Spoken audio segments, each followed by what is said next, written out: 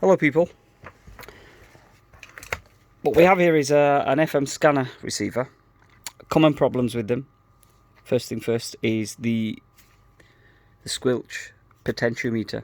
Sometimes that can go off, and as a result of that there'll be hissing noise throughout regardless. So to eliminate that problem you need to replace this potentiometer.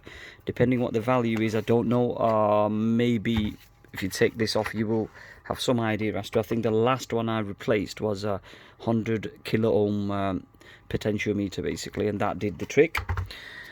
Secondly, the super capacitor here, that one, it's a 5.5 volt 0.47 farad capacitor, which is this one.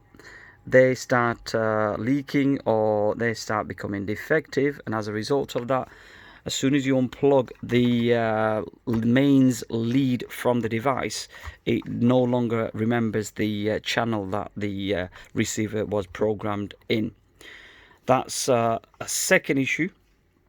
Third issue is that the power supply, which is a very common issue, that the power supply is rated at, let me see if I can zoom in, 12, come on.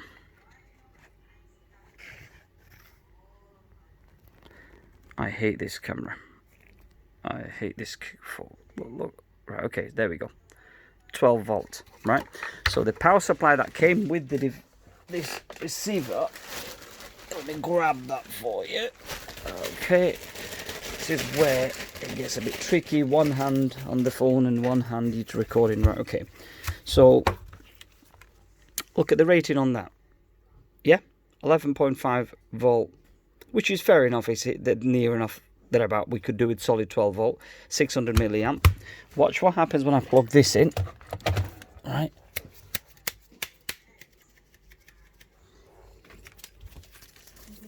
Let me turn my multimeter on,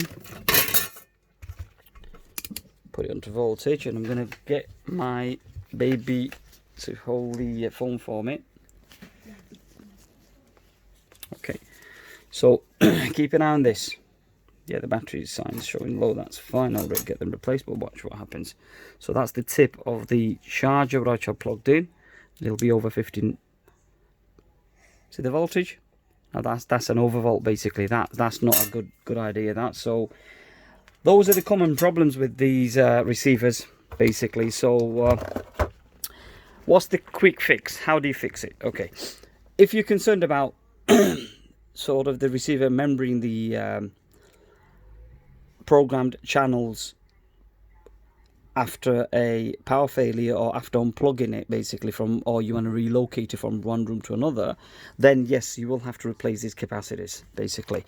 Definitely you'll have to replace them. Okay, if you're not so bothered but you still want the scanner to work, then my advice would be is first thing first is get yourself a decent 12 volt power supply. In my case there's multiple problems, so I'll be getting a 12 volt power supply, 1 amp, 2 amp, it doesn't matter as long as it's 12 volt, and as long as the jack at the back fits this bit here, and I'm assuming that would be 5.5 mil exterior, and the internal pinout will be 2.5 milli.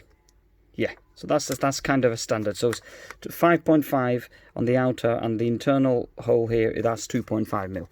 That's by the look of this, that's what it is basically. Yeah. So you need a power supply.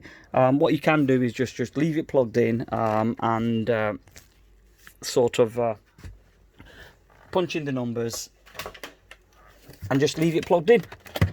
In an event of a power failure, just enter, just click onto the programming, type in the numbers again, and just press enter and just let it sit on it. You know, only time you need to sort of keep on typing the numbers in, the channel numbers in, is when there is an event of a power failure. Now, how often do we get that here in the UK? Absolutely zilch.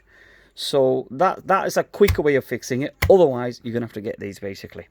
They're not expensive, but it's very hard to source them in the UK unless you're going through RS Components or big final UK, and you're paying hefty price for postage.